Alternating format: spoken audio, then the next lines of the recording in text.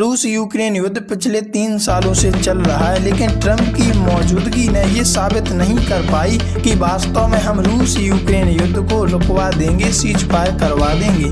और तो और इस समय जो क्राइसिस वहाँ चल रही है वो आपने अगर देख ली तो आप चौंक जाओगे। बहुत कुछ चल रहा है इस वक्त जियो पॉलिटिक्स में, और कैसे वहाँ की गैस और बिजली ठप पड़ गई है, अंधेरे में पूरा यूक्रेन पड़ा हुआ है, ये जानते हैं। देखो खबर सामने आ रही है, रूस का यूक्रेन पर भीषण हमला, ट्रेन पर बमबारी, दर्जनों घायल, गैस बिजली ठप, अंधेरे में डूबे 50,000 घर। देखो रूस ने यूक्रेन के सुमी क्षेत्र में यात्री ट्रेन और रेलवे स्टेशन पर हमला किया, जिससे कई नागरिक घायल हुए। और रूस ने यूक्रेन की गैस और बिजली सुविधाओं पर भी बड़े पैमाने पर हमला किया, जिससे 50,000 आबादी वाले इलाके में बिजली ठप पड़ गई है। देखो यूक्रेन के राष्ट्रपति व्लादिमीर जेलेंस्की ने बताया कि रूस ने उत्तरी सुमी में एक यात्री ट्रेन पर हमला किया है, जिसमें दर्जनों नागरिक घायल हो गए हैं। क्षेत्रीय गवर्नर ओले एग्रोव के मुताबिक रूस का यह हमला रेलवे स्टेशन को निशाना बनाकर किया गया था और कीव जा रही ट्रेन को भी सीधा निशाना बनाया।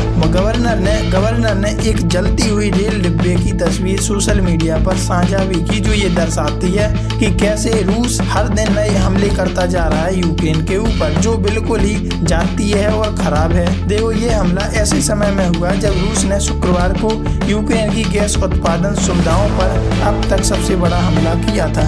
यूक्रेन की सरकारी तेल और गैस कंपनी नाफ्टोगाज ने बताया कि रूसी सेना 2022 में युद्ध शुरू होने के बाद से सबसे बड़ी स्ट्राइक की है, जिससे गंभीर नुकसान हुआ है। 35 मिसाइलें और 60 ड्रोन दागे गए थे इस स्टेशन पर। तो देखो यूक्रेन की सरकारी तेल और गैस कंपनी नाफ्टोगाज ने बताया कि खार्किव और पोलतावा क्षेत्र पर 35 मिसाइलें, जिनमें कई बैलिस्टिक मिसाइलें थीं, और 60 ड्रोन दागे गए, जिससे काफी क्षति हुई है। पुतिन ने दी अमेरिका को चेतावनी। रूसी राष्ट्रपति व्लादिमीर पुतिन ने गुरुवार को डोनाल्ड ट्रंप को चेतावनी दी कि अगर अमेरिका यूक्रेन को लंबी दूरी की टॉमहॉक मिसाइलें देता है तो इससे तनाव का नया दौर शुरू हो सकता है। यूक्रेन की रेलवे पर लगातार हमले हो रहे हैं, जिससे ये दर्शाता है कि विश्व शांति को और भंग करने की कोशिश जारी है रूस के द्वारा। देखो पिछले 2 महीने में रूस ने यूक्रेन के रेलवे नेटवर्क पर हमले तेज कर दिए हैं। यह नेटवर्क सैन्य परिवहन के लिए अहम माना जाता है। रूस ने लगभग हर दिन